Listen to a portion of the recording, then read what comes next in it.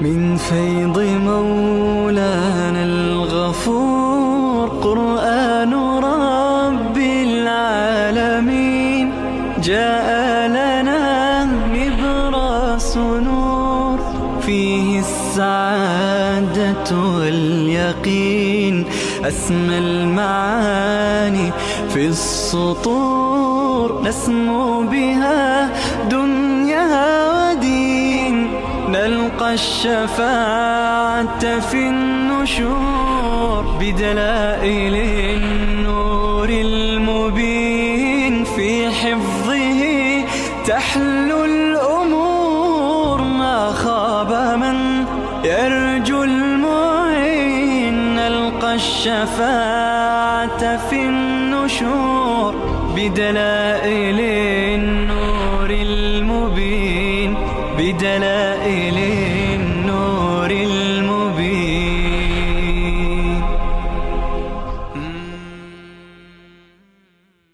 أعوذ بالله من الشيطان الرجيم.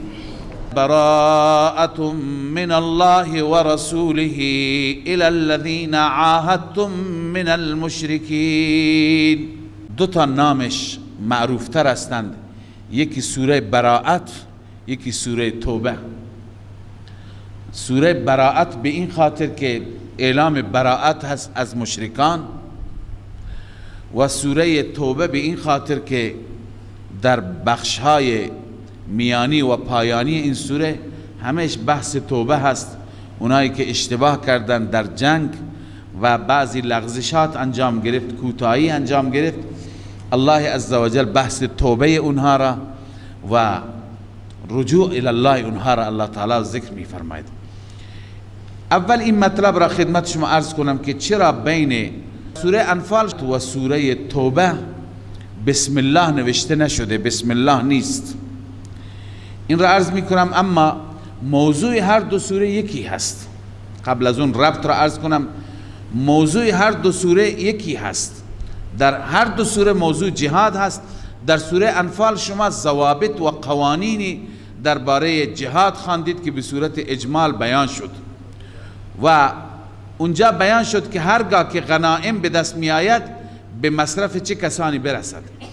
اما در سوره توبه الله تعالی مجددا همون بحث و اعلام جهاد را بیان می فرماید، اما با این تفاوت که با چه کسانی جهاد کنید، با چه کسانی جهاد بکنید، با چه کسانی جنگ نکنید. این را الله تعالی در این سوره مشخص کرده. اما اینکه چرا بسم الله بین این دو سوره نوشته نشده، الله تعالی در این سوره، در ابتدای این سوره بسم الله الرحمن الرحیم نیست. دلیلش چیه؟ علتش چی هست؟ قولهای مختلفی ذکر کردند، اما دو قول که معروفتر و مشهورتر هستند اون دو قول را ذکر می کنم. یکی این که از سیدنا علی کرم الله وجهه وقتی که پرسیدند، سیدنا علی گفت که ان البسملة امان و براءه نزلت بالسیف. بسم الله امان هست. بسم الله چی میده؟ انسان را امان میده. و براءت به خاطر شمشیر و جنگ و جهاد نازل شد، لذا امان و شمشیر اینا با هم همخوانی ندارند. در ابتدای اعلام براءت و اعلام شمشیر دیگه بسم الله نمیگوییم. از بسیاری از بزرگان دیگر این ذکر شده. اما از سیدنا عثمان رضی الله تعالی عنه وقتی که پرسیدن که شما وقتی که قرآن را ترتیب دادی چرا بسم الله ننوشتی، ایشون چیزی دیگه گفت. ایشون گفت که رسول اکرم صلی الله علیه و سلم هرگاه که به ما دستور میدادند این سوره را فلان جا بگذارید، بعد از اون سوره بگذارید، مشخص بود که این سوره یک سوره جداگانه ای هست. اما وقتی که براءت نازل شد فرمودند که بعد از انفال بگذارید، از آن جایی که موضوع هر دو یکی هست درباره جهاد، برای ما معلوم نشد که آیا این سوره جداگانه ای هست یا جزئی هست از سوره توبه انفال و ادامه سوره انفال است. به این جهت ما بسم الله را ننوشتیم در اولش. لذا اون چیزی که حضرت عثمان رضی الله تعالی عنه میگفت همینه که این هر دو سوره موضوعشون یکی هست. پیغمبر خدا هم مشخص نکرد که این سوره جداگانه ای هست یا تتمه و ادامه همون سوره هست. به این خاطر در اول براءت بسم الله نوشته نشده. ببینید در این سوره اعلام جهاد هست، اما اعلام جهاد به خاطر چی بود؟ به خاطر کارشکنی خود مشرکان بود. بعضی از اولا آن حضرت صلی الله علیه و سلم در حدیبیه عهد کردند، پیمان بستند با قریش، با قبایل عرب که دیگه از این به بعد جنگ نیست. جنگ تعطیل شد. بعداً دو تا قبیله بودند، یک که این قبایل با هم دائما درگیر بودند، یکی بنو بکر بود، یکی بنو خزاعه بود. بنو بکر با قریش مکه حلیف بود، هم پیمان بود. بنو خزاعه با مسلمانان و با رسول الله صلی الله علیه وسلم در مدینه طیبه حلیف شد. بنو خزاعه هنوز ایمان نیاورده بود، ولی خودش را به رسول الله بست و هم پیمان شد. یک روزی یکی از افراد بنو بکر داشت که چیزی میخواند، شعری میسرود و در اون شعر رسول الله صلی الله علیه وسلم را حذف کرد، یعنی بر علیه آن حضرت چیزی خواند. یکی از افراد بنو خزاعه اونجا نشسته بود، چون که هم پیمان بودن با رسول الله، مجبور بود که دفاع بکند و دفاع کرد. گفت چرا شما بر علیه ایشون صحبت میکنید؟ به چه مجوزی داری صحبت میکنی؟ اعتراض کرد. وقتی که اعتراض کرد، از قبل اینها با هم تعصب داشتن، درگیری شروع شد، همدیگر را زدن. همدیگر را که زدن، بقیه فامیل هم آمدن با هم درگیر شدند. خلاصه بعد از اون هر یکی جداگانه شد. بعدا بنو بکر خیلی عصبانی شدند، از قریش مکه کمک گرفتن، گفتن که این بنو خزاعه با ما درگیر شده امروز به خاطر محمد و ما میخواهیم اینها را به اینها حمله بکنیم، بزنیم. قریش به صورت مخفیانه چند نفر از جنگجویان قریش که یکی حضرت اکرمه رضی الله تعالی عنه بود، اکرمه بن ابی جهل که هنوز مسلمان نشده بود، اکرمه با چند نفر از سواران قریش شب آمدن پیش بنو بکر و سر و بینی خودشون را، چهره خودشون را بسته بودند و پوشانده بودند و حمله کردند. شبانگاه به بنو خزاعه که حلیف مسلمانان بودند، هم پیمان مسلمانان بودند، به اونها حمله کردند و چند تا را از اونها کشتند و بعد برگشتند. بنو خزاعه عرضشون را خدمت رسول اکرم صلی الله علیه و سلم رساندند که اینها به ما حمله کردند، ما را کشتند، ما با شما هم پیمان هستیم. الان پس پیمان را اونها شکستند. پیمان را که اونها شکستند، رسول الله صلی الله علیه و سلم دستور دادن که آمادگی بکنید به طرف قریش، به طرف اهل مکه. قریشی ها پشیمان شدند، پیغام فرستادند. ابو سفیان آمد، مذاکره کردند، هیچ راهی نداشت. گفتند شما خیانت کردید، شما پیمان شکستید. همین که به دست و پا افتادن، این خودش دلیل ضعف و ترسشون بود. آن حضرت صلی الله علیه وسلم در این زمان بسیار قوی شده بودند. در حدیبیه که 2 سال پیش از این بود، در حدیبیه با 1400 نفر تشریف بردند، اما امروز که میخواند به مکه بیاند و جمع کردند مسلمانان را 10,000 نفر بودند. یعنی در ظرف همین 2 سال این افراد مسلمان شده بودند. یک لشکر جراری آماده شد و هر کار کرد ابو سفیان، نتیجه نداشت، تا اینکه رسول الله نزدیک مدینه آمد نزدیک مکه مکرمه آمد و چادر انداخت. ابو سفیان شب اونجا آمد و آخر ابو سفیان مسلمان شد، تسلیم شد و گفت من با شما جنگ ندارم. آن حضرت صلی الله علیه وسلم گفت که پس شما برو خونت و هر کسی را که شما پناه دادی از طرف ما هم پناه هست، ما او را نمیزنیم و با او نمی جنگیم. آن حضرت صلی الله علیه وسلم اعلام کرد که من دخل دار ابی سفیان فهو آمن، هر کسی که وارد خانه ابو سفیان بشه او ایمن است، هر کسی که وارد مسجد الحرام بشه هم ایمن است، هر کسی که داخل خانه خودش بماند بیرون نیاد اون هم ایمن است. لذا این اعلانات شد و رسول الله صلی الله علیه وسلم عزتمندانه وارد مکه مکرمه شد.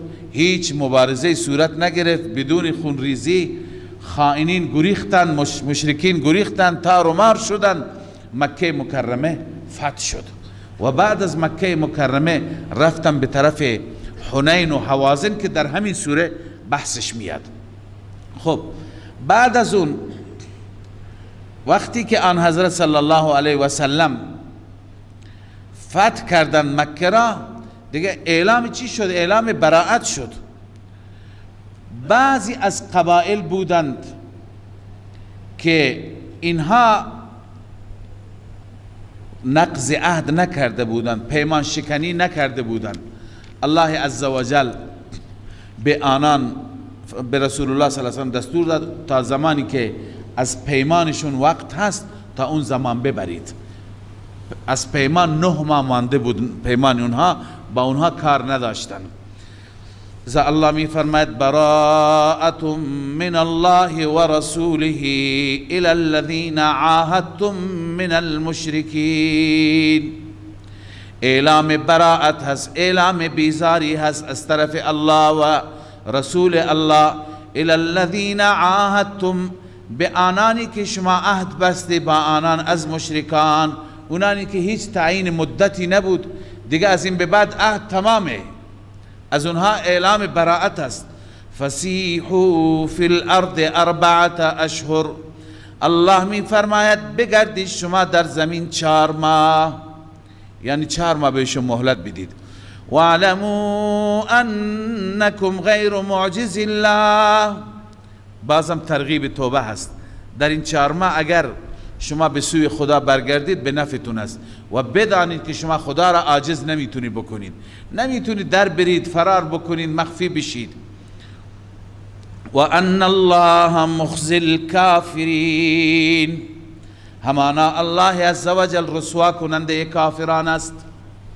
خب این اعلام براءت شد و یک اعلامی که بعداً شد در روز حج اکبر در سالهای بعد. حضرت ابوبکر صدیق را الله رسول اکرم صلی الله علیه و سلم فرستاد و بعدا پشت سر حضرت علی کرم الله وجهه. و اذان من الله و رسوله الى الناس، و اعلام از طرف الله و رسولش به سوی مردم یوم الحج الاکبر. این اعلام در روز حج اکبر است. حج اکبر چیه؟ ببینید یک نظر عامیانه هست در ذهن عموم مردم. عموم مردم حج اکبر به حجی میگویند که عرفات در روز جمعه اتفاق بیفتد. گرچه این حج با فضیلتی هست، چون که رسول الله صلی الله علیه وسلم در حجت الوداع وقتی که تنها حج خودشون را انجام دادند، آن حضرت 1 بار حج کردند. تنها حج خودشون را انجام دادند. در اون سال عرفات در روز جمعه بود. خب اگر شما هم حج کنید و عرفات در روز جمعه اتفاق بیفته، چنانچه بعضی سالها اتفاق میفته، این فضیلتی هست. ولی حج اکبر نام این نیست. این که شما میگه حج اکبر همینه، حج اکبر این نیست. حج اکبر به همین حج فرضی میگند. یکی حج اصغر است، یکی حج اکبر. حج اصغر به عمره میگند، حج اکبر به حج فرضی میگم، ولی شما فکر میکنید که حتما عرفات در روز جمعه واقع بشه بعدا حج اکبر میشه؟ نه خیر، اینطور نیست. هر سال حج اکبر شما دارید، این سال هم انشاءالله حج اکبر است. همین حج فرضی چیه؟ حج اکبر است. الان یوم الحج الاکبر کدوم روز است؟ اینجا اختلاف دست بین علما. بعض میگن یوم الحج الاکبر نهم هست، روز عرفات است، چون رکن اصلی حج در همون روز انجام میگیرد که وقوف به عرفات است. اما بعضی دیگه معتقدند که یوم الحج الاکبر روز دهم را میگند، دهم ذی‌حجه، روز عید، اون روز حج اکبر است. اما خود حج اکبر عرض کردم هر سال حج فرضی حج اکبر است. خب در اون حج اکبر اعلام شد که ان الله بریء من المشرکین و رسوله، خداوند بری هست از مشرکان و رسولش همچنین بری هست. دیگه بر مشرکان هیچ نوع تعهدی نیست، هیچ نوع پیمانی نیست. فان تبتم فهو خیر لکم، ای مشرکان اگر شما توبه کردید بهتره برای شما. ببینید این آیات را من نکته را یک بار عرض می کنم، بعدا خودتون ملاحظه بکنید. در این آیات که سوره جهاد همین سوره هست، سوره‌ای که در این سوره با تأکید بیان شده که با دشمنان خدا بجنگید، همین سوره هست. اما در همین سوره ببینید چقدر سعی شده، اشاره شده که از جنگ گریز بشه. بنابراین دین مبین اسلام دین خشونت نیست، با وجودی که دشمنان زورگو بودند و زورگو هستند، نقض عهد کردند، پیمان شکستند، باز هم الله عزوجل ترغیب میده که بیاید به سوی صلح، بیاید به سوی ایمان. چندین صورت در این سوره بیان میشه که اون صورتهای چی هستند؟ گریز از جنگ نکردن. یکی از اون صورتها اینه فَإِن تُبْتُمْ فَهُوَ خَيْرٌ لَكُمْ، اگر توبه کردید ای مشرکان، رجوع کردید به سوی الله، فهو خیر لکم، اون بهتر است برای شما در دارین. و ان تولیتم فاعلموا انکم غیر معجز الله، اما اگر از اسلام برگشتید، اگر شما ایمان نیاوردید، بدانید که شما نمیتونید خدا را عاجز کنید، خدا شما را مؤاخذه میکند.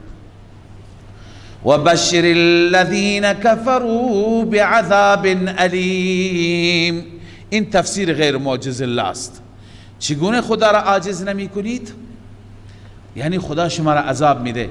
بشر الذین، مژده بده ای محمد صلی الله علیه وسلم، مژده بده کسانی را که کفر کردند، بعذاب علیم، به عذاب دردناک مژدهشون بده. یعنی اگر اونها ایمان نیاورند. الا الذين عاهدتم من المشرکین، اینجا اون قبائل استثناء هستند، اون قبائلی که اونها در واقع پیمان نشکستند. دو تا قبیله را بعضی نام بردن، بنو زمره و بنو کنانه. اینها هیچ کار نداشتند. الله عزوجل فرمود با اینها کار داشته نباشید، بذارید که اینها مدتشون تمام بشه. الا الذين عاهدتم من المشرکین، مگر آنانی که شما عهد بستید، پیمان بستید با آنان از مشرکان. ثم لم ينقصوكم شیئا، سپس اونها کوتاهی نکردن در شما هیچ چیزی، یعنی هیچ پیمانی نشکستن. ولم یظاهروا علیکم احدا، و بر علیه شما احدی را اونها حمایت نکردن. مظاهره به معنی پشتیبانی، یعنی احدی را پشتیبانی نکردن بر علیه شما، به کسی اسلحه ندادن، به کسی کمک مالی ندادن. خب اینها که ندادن، فاتموا الیهم عهدهم الی مدتهم، عهد اونها را، پیمان اونها را تکمیل کنید تا مدتشون، تا وقتی که مدتشون هست، تا همون زمان 9 ماه دیگه باقی مانده بود، باشون کار داشته نباشه، بذارید. ان الله یحب المتقین، خداوند دوست دارد متقین را. متقین اینجا کیا هستند؟ اونایی که میترسند از چی؟ از عهد شکنی. بحث عهد است. ببین خدای عزوجل ما را دوست دارد که ما در عهد و پیمان خودمون حتی با دشمنان خدا پایبند باشیم.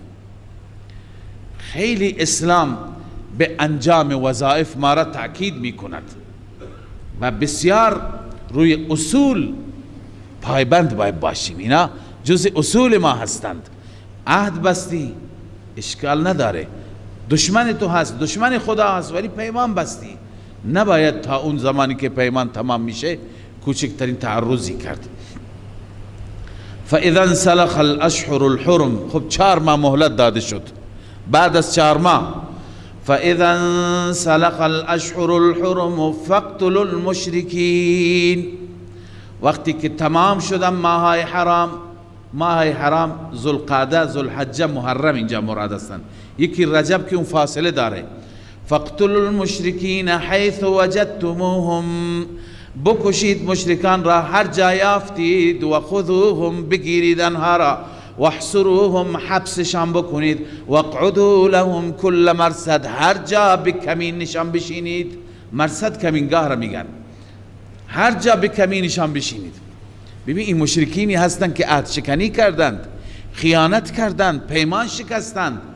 وقتی که پیمان شکنی از طرف اونها شد دیگه ما باید ضعف نشان ندیم، ما باید قوت خودمون را نشان بدیم، تا جایی که میتونی بزنید دیگه بر اونها رحم نکنید. اما با همین مشرکین پیمان شکن هم راهی هست برای چی؟ برای اینکه با اونها نجنگیم. اون بازم همون توبه است. فَإِن تَابُوا وَأَقَامُوا الصَّلَاةَ وَآتَوُا الزَّكَاةَ، اگر آنان توبه کردند، نماز برپا داشتند، زکات دادند، فخلوا سبیلهم، راهشان را بگذارید، الا تتعرضوا لهم بالقتل والقتال، نه بکشید نه بجنگید، بذارید راهشون. در آیه دیگه فرموده فاخوانکم فی الدین، اگر ایمان آوردن برادران شما هستند. یعنی اون دشمن 1 ساعت پیش الان که ایمان آورده میشه برادرم. پس معلوم میشه که ما دشمنی با خودشون، با بشریت، با انسانیت نداریم، ما دشمنی با شرک داریم، با صفات داریم. وقتی که اون صفات را از خود دور کردن میشن برادر ما، هیچ فرقی با ما ندارند، جانشون مالشون محفوظ. ان الله غفور رحیم، این ترغیب توبه هست، به درستی که خداوند بخشاینده و مهربان است. یعنی اگر همین مشرکان عهد شکن و پیمان شکن بیان توبه بکنند، همین هایی که خیانت کردند، هم خدای عزوجل گذشتهشون را می بخشد. غفور یعنی یغفر لهم ما قد سلف، هر چی که در گذشته کردند الله می بخشد. و این احد من المشرکین استجارک، ببینید باز هم اینا تمام راهها هستند، راههایی هستند که اگر صورتی برای جنگ نکردن بود همون صورت را انتخاب کنید. حتی همون مشرکینی که با ما جنگ دارند، میخواد بیا گفتگو بکنه، میخواد بیا مذاکره بکنه، از شما امان میخواهد، میگه به من امان بده، با من کار داشته نباشید، میام با بزرگ شما صحبت میکنم. الله میفرماید که او را امان بدهید، بیاد حتی کلام الهی را برش بخونید، دعوتش بدید به الله، به سوی خدای عزوجل.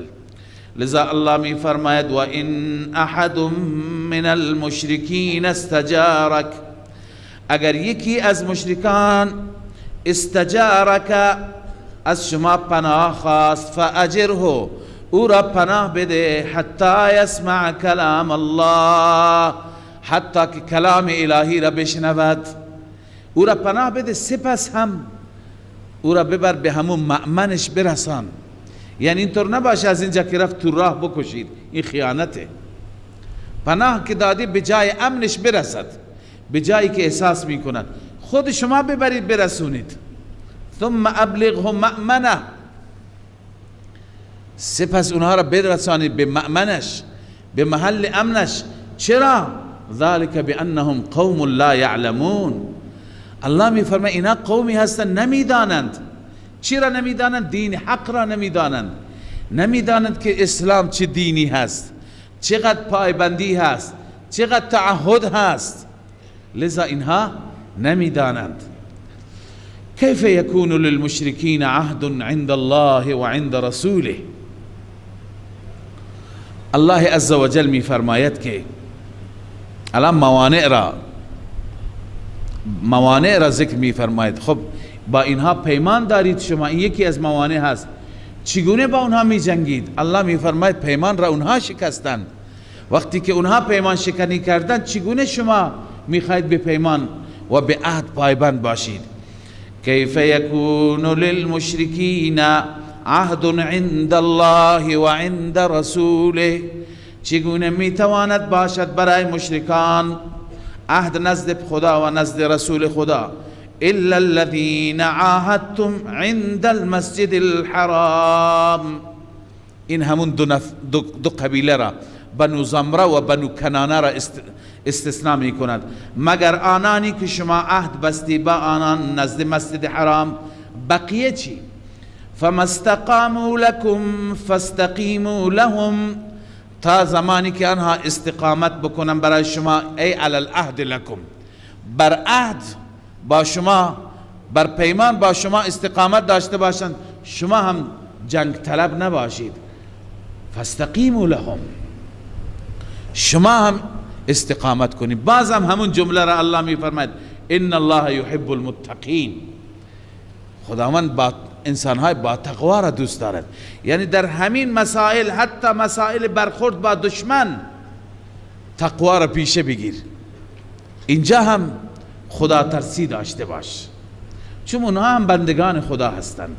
عهد بستی، پیمان بستی، اعتماد کرده به دینت. گاهی ما اگر به این دستورات خودمون، به تعهدات خودمون اگر عمل بکنیم، علاوه از این که ما به یکی از احکام خدا پایبند شدیم، انشاءالله مأجور میشویم، اما با عمل کرد خودمون تبلیغی برای دین عزیز میکنیم، برای اسلام عزیز میکنیم.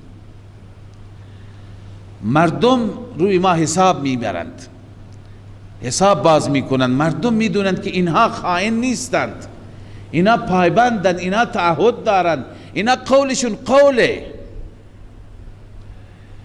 لذا این تعهد و پایبندی علاوه از این که صداقت داره، نوع تبلیغات هست برای اسلام.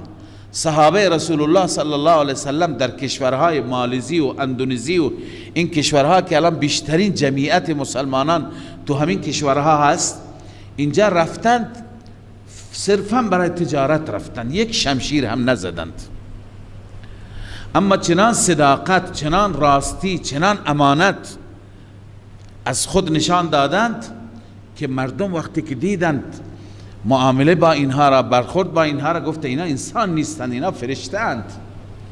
هر مسلکی که اینها دارن، هر روشی که اینها دارن، اون مسلک درستی هست که اینگونه اینها را ساخته، تزکیه کرده.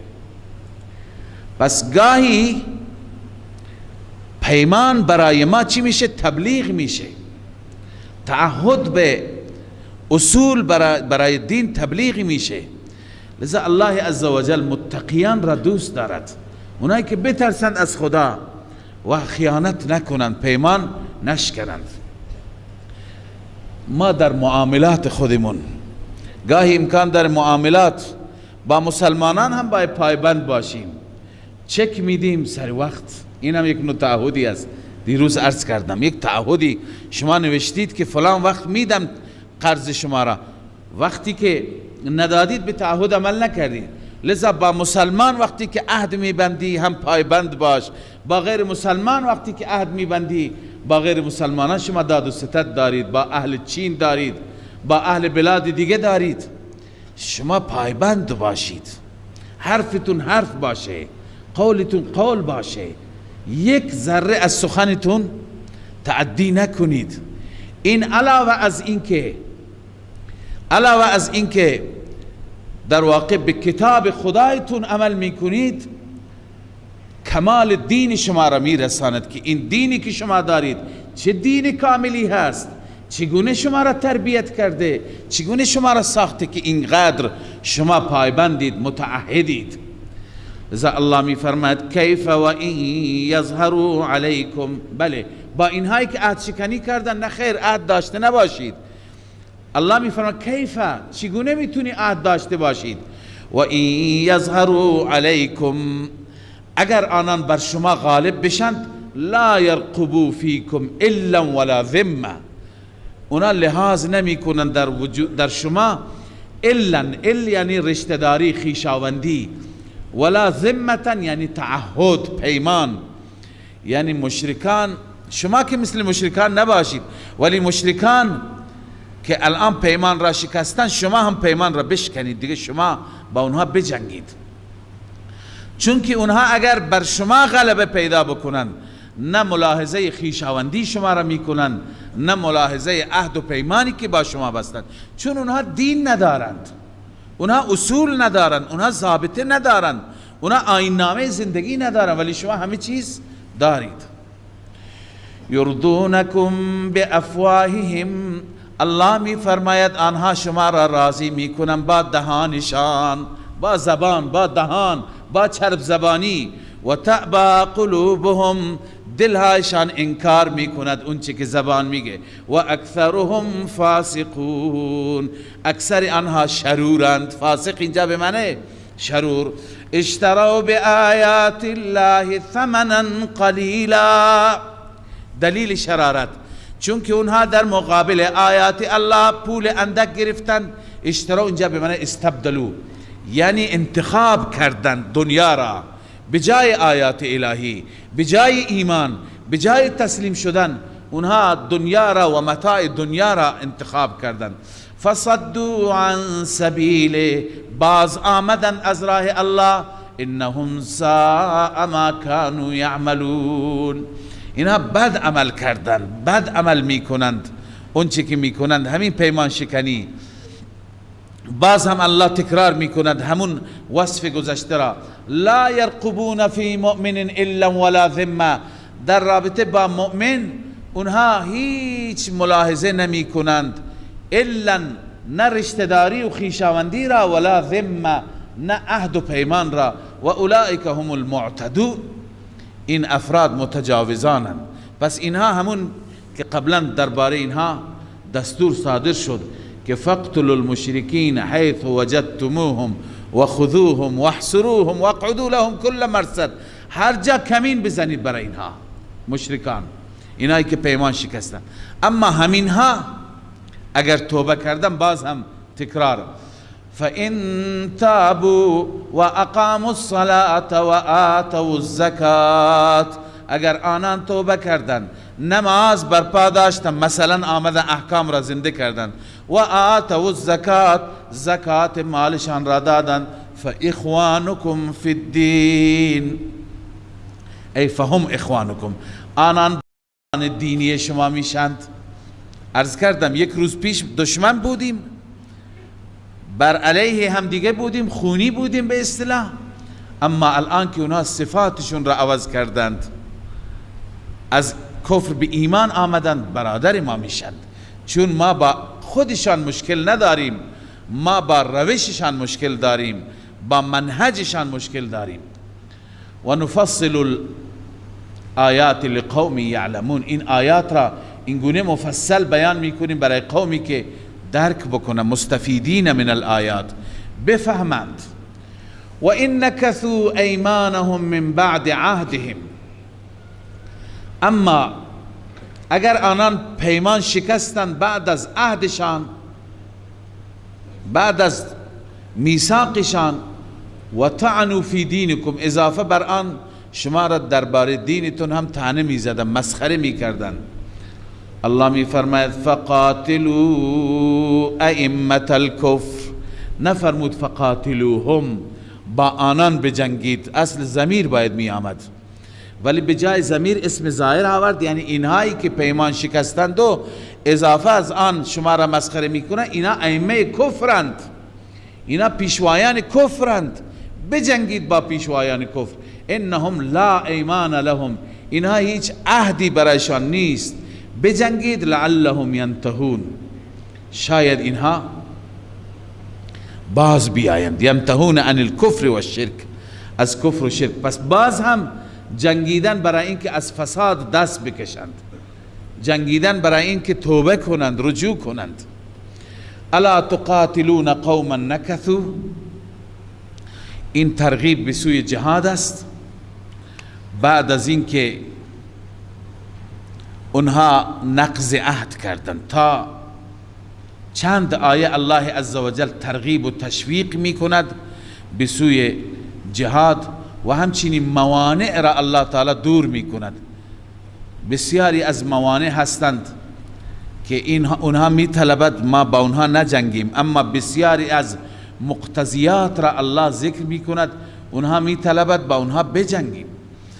الله می فرماید الا تقاتلون قوما نکثوا ایمانهم، آیا شما نمی جنگید با قومی که نکثوا ایمانهم، آنها عهدشان را شکستند، و هموا به اخراج الرسول، این موضوع اول، علت اول که پیمان شکستند. علت دوم و هموا به اخراج الرسول، آنان اراده کردند، قصد کردند پیغمبر را بیرون کنند از مکه و کردند عملا. سوم و هم بدؤوکم اول مره، و آنان آغاز کردند بار اول، یعنی آغازگر جنگ اونها بودند، آغازگر نقض پیمان اونها بودند، شما نبودید، لذا خائن هم اونها هستند. باز هم باشون نمی جنگید. چرا نمی جنگید؟ اتخشونهم، آیا ازشون می ترسید؟ فالله احق ان تخشوا، خداوند سزاوارتر است که ازش بترسید. ان کنتم مؤمنین، اگر شما ایمان دارید از خدا بترسید. پس این تشویق است با این کلمات نسبتا تند. و بعد الله تعالی وعده می دهد شما بجنگید با این مشرکان، خداوند اونها را مغلوب می کند، شکست می ده.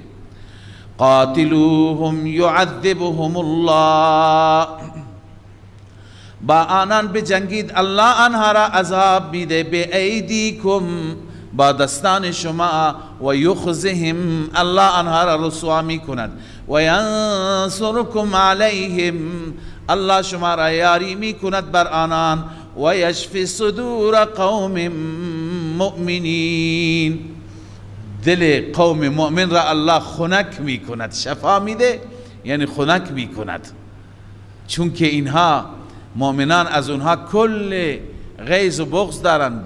چقدر ستم کردن بر مؤمنان، چقدر شکنجه دادن مستضعفان را. الان بجنگید تا دل مؤمنان خنک بشه. و یذهب غیظ قلوبهم، الله غیظ دلهایشان را از بین میبرد. و یتوب الله علی من یشاء، اما از میان همون مشرکان هم کسانی که ایمان مقدرشان باشد خدا بر اونها چی میکند؟ رجوع میکند. والله علیم حکیم، خداوند دانا هست و با حکمت است. ام حسبتم ان تترکوا، خدای عزوجل اینجا حکمت جهاد را بیان می فرماید. حکمت قتال با دشمنان خدا، جنگ کردن آسان نیست. جهاد هر وقتی که گفته میشه خیلی بر ما که بزدل هستیم سخت میشه که جنگ کردن مشکله. چطور انسان به جنگ بره و همه چیز را زیر پا بگذاره؟ لذا الله عزوجل حکمت جهاد را بیان می فرماید که الله تعالی از این طریق مخلصین را از غیر مخلصین جدا می کند، مجاهدین را از غیر مجاهدین. الله می فرماید ام حسبتم ان تترکوا، آیا شما می پندارید که به حال خود رها می شوید، به حال خود گذاشته می شوید؟ ولما یعلم الله الذین جاهدوا منکم، هنوز ظاهر نکرده، مشخص نکرده الله آنانی را که جهاد می کنند از شما. ولم یتخذوا من دون الله ولا رسوله ولا المؤمنین ولیجا، آنانی که نگرفتن غیر از خدا و غیر از رسول و غیر از مؤمنین ولیجه میگن دوست صمیمی. بعضی از مسلمانان هستیم که به صورت صمیمی دوست میشیم با غیر مسلمانان، با کفار، با مشرکان. خب اینها نمیتونن بجنگن چون دوستانش هستن، کی با دوستش میجنگد؟ لذا الله میخواد مشخص بکند اونهایی که بغیر از خدا، بغیر از رسول الله، بغیر از مؤمنین با کسی دوست نیستند، خب اونها میتونن بجنگن. والله خبیر بما تعملون. الله به اعمال شما خبر دارد، اعمال ظاهری، اعمال باطنی. ما کان للمشرکین ان یعمروا مساجد الله. خب یکی دیگر از موانع قتال اینجا ذکر میشه. چطور جنگیدن با این بیچاره؟ درسته که اینا مسجد الحرام را بنا میکنند، اینا ساخت و ساز همیشه دارند، خانه خدا را خدمت میکنند. الله میفرماید اینها اجازه ندارند، اصلا اجازه ندارند تعمیر کنند. وقتی که ایمان ندارند، وقتی که شرک دارند، اینها استحقاق خدمت خانه خدا را ندارند. الله می فرماید ما کان للمشرکین ان یعمروا مساجد الله. نیست برای مشرکان، یعنی اجازه نیست، سزاوار نیست، این حق وجود ندارد. ان یعمروا مساجد الله، اینکه تعمیر کنند مساجد خدا را در حالی که شاهدین علی انفسهم بالکفر. شاهدین به معنی مقرین، از طرف دیگر اقرار کنند بر خودشان کفر را. اولئک حبطت اعمالهم. این انسان ها هر چی که اینها تعمیر بکنند اعمالشان ضایع، اعمالشان برباد به سبب شرک. و فی النار هم خالدون. و در آتش جهنم همیشه ماندگار میمانند. پس تعمیر حق چه کسانی هست؟ آباد کردن مسجد حق چه کسانی هست؟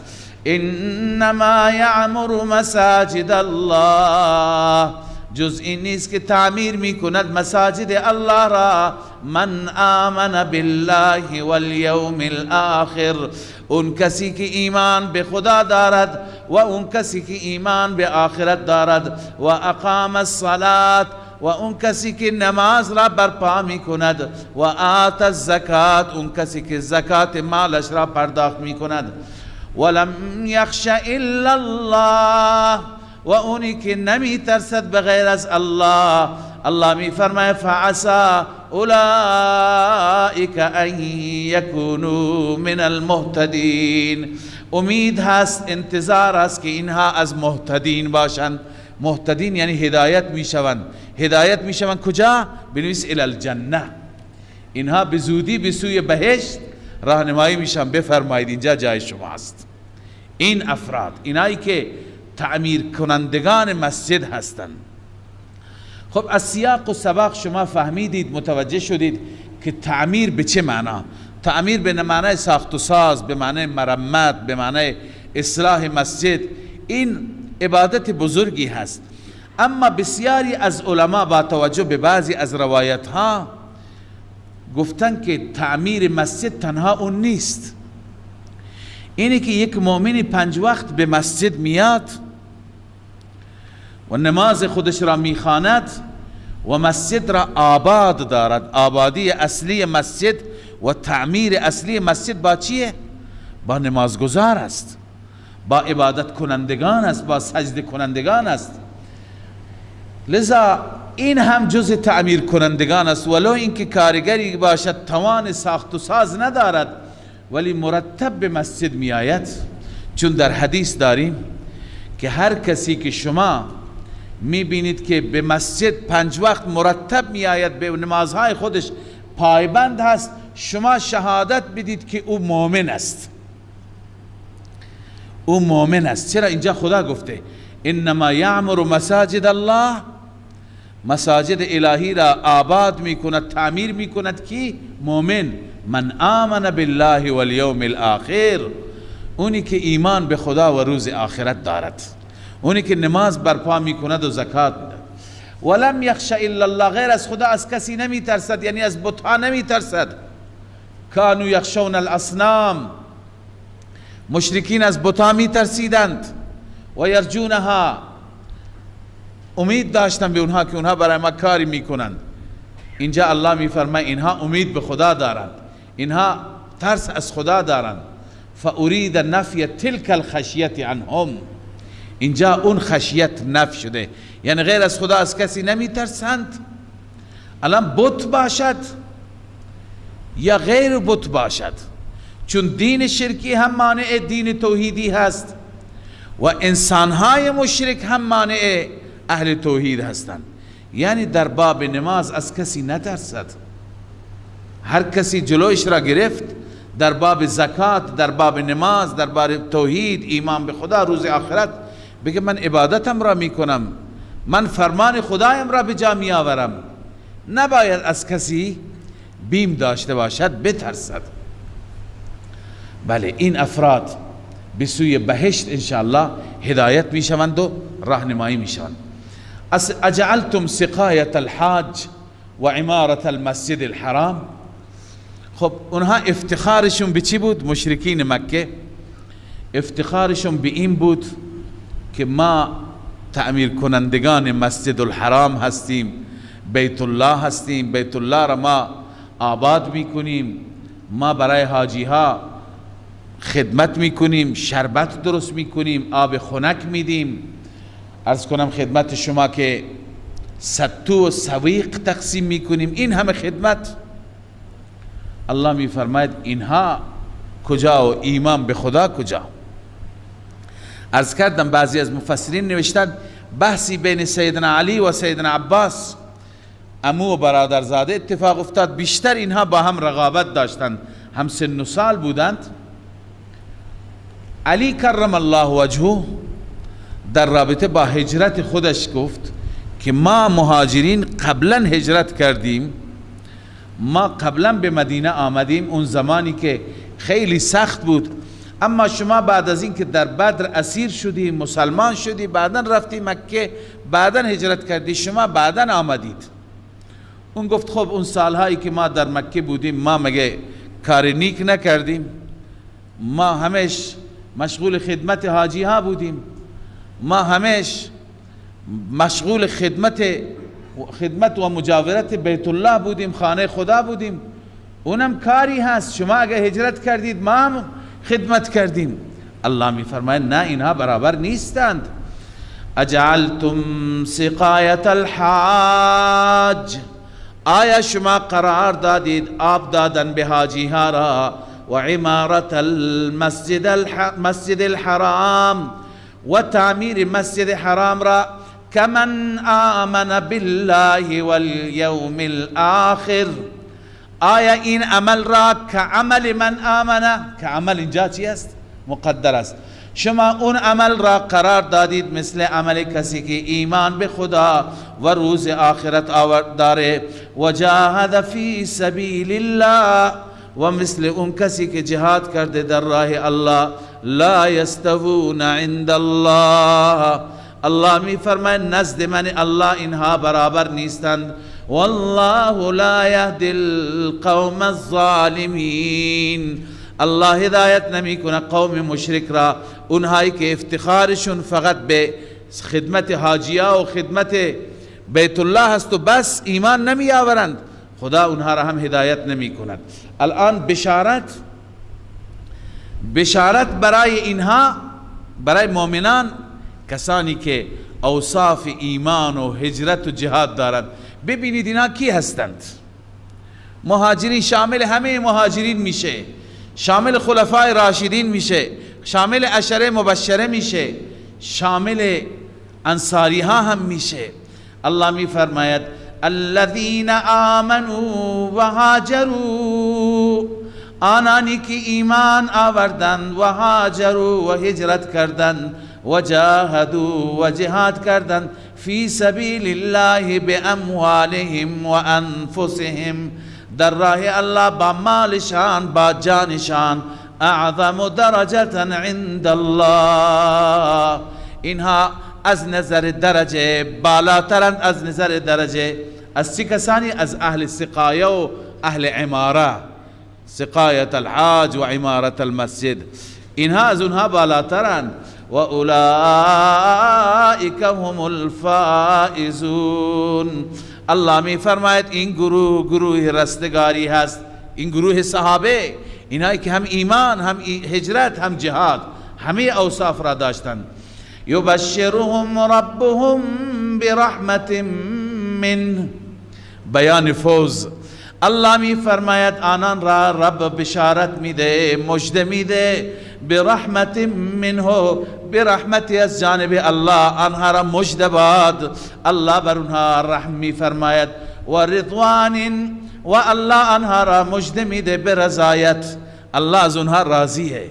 این هست جنت معنوی، جنت روحانی، بهشت روحانی که از نظر روحی آیا این برات کافی نیست؟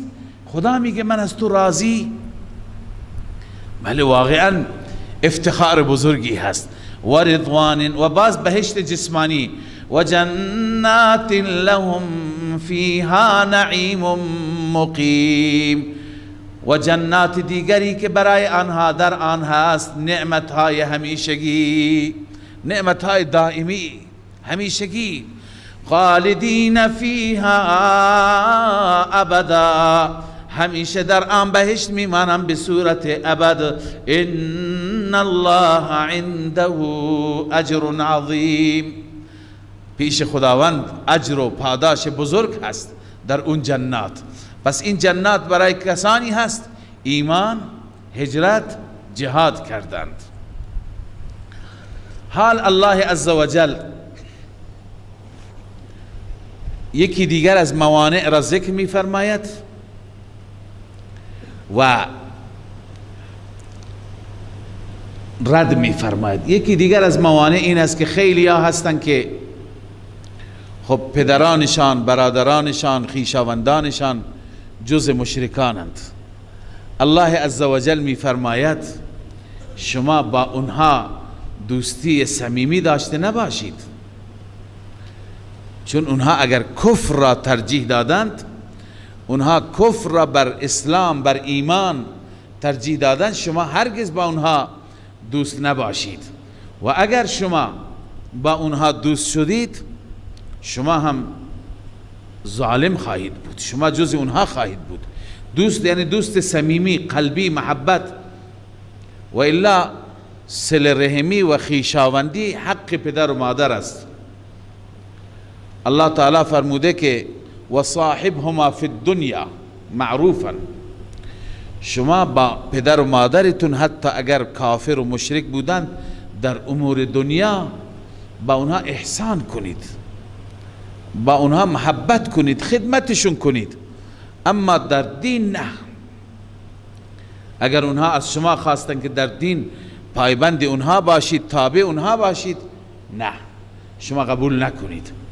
لذا الله عزوجل اینجا از اون پدر و مادری، اون خویشاوندی، اون همسری، اون مالی، تجارتی، هر چیزی که مانع راه خدا باشد، جلوی شما را بگیرد، می فرماید اگر اون مانع باشد پس منتظر عذاب خدا باشید.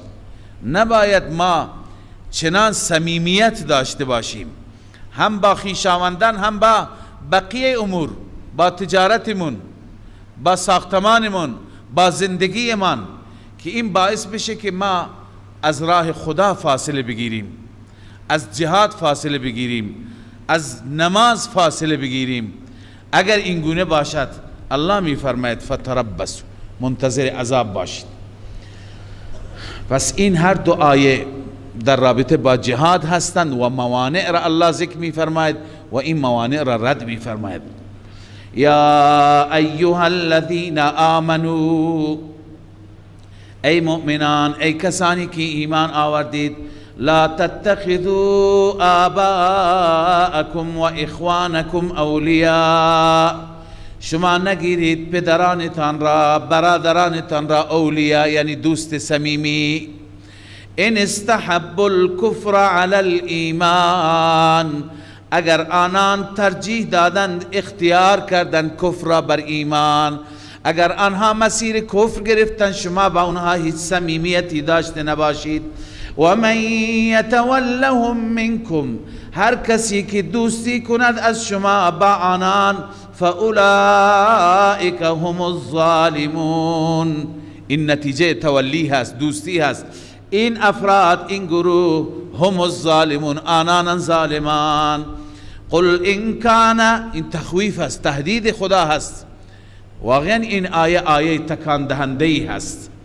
گاهی آدم فکر میکنه چطور اینجا مورد تهدید خدا قرار نگیرد، چه راهی را انتخاب بکند.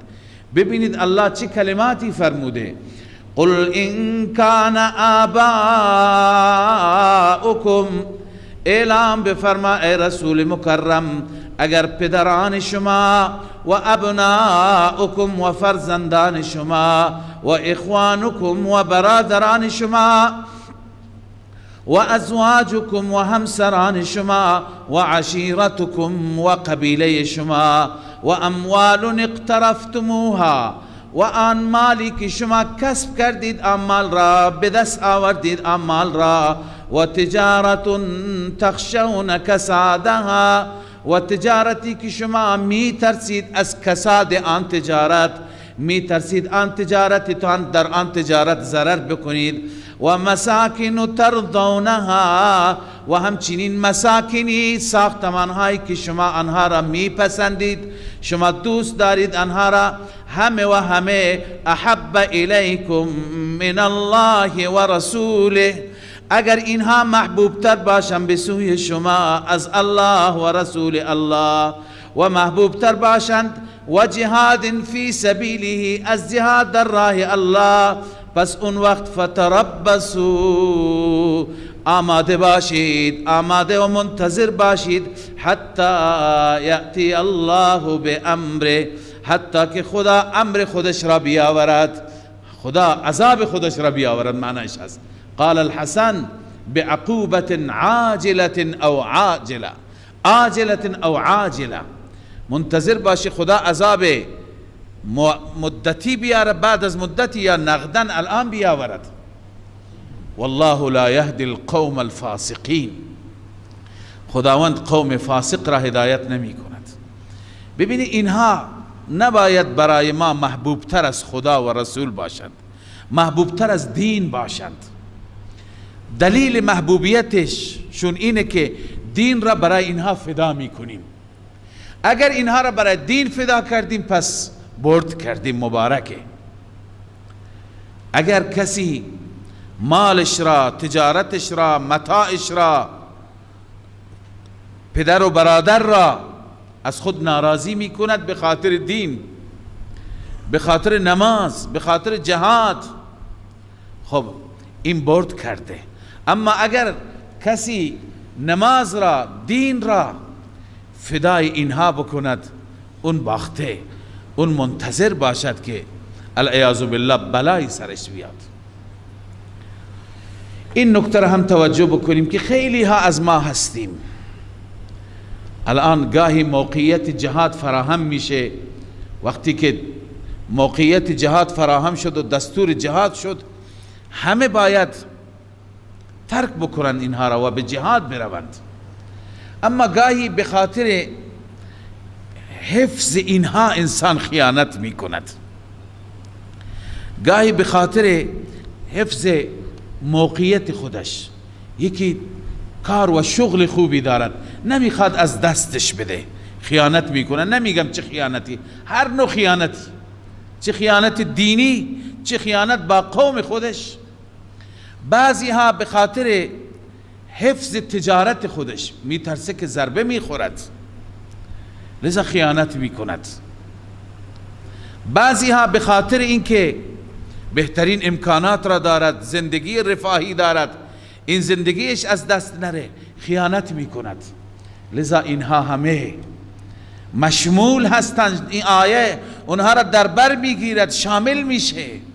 به خاطر تجارت، به خاطر پست، به خاطر موقعیت، به خاطر زندگی مرفه داری بر علیه مسلمانان خیانت میکنی، بر علیه دین خیانت میکنی، هر نوع خیانتی، کوچک بزرگ. لذا الله میفرماید والله لا یهدی القوم الفاسقین. چنین قوم فاسق، قوم شرور قابل هدایت نیست، اینا هدایت نمی شود. صدق الله العظیم. من فيض مولانا الغفور قرآن رب العالمين جاء لنا نبراس نور فيه السعادة واليقين أسمى المعاني في السطور نسمو بها دنيا ودين نلقى الشفاعة في النشور بدلائل النور المبين في حفظه تحلو الأمور ما خاب من يرجو المعين نلقى الشفاعة في النشور بدلائل النور المبين بدلائل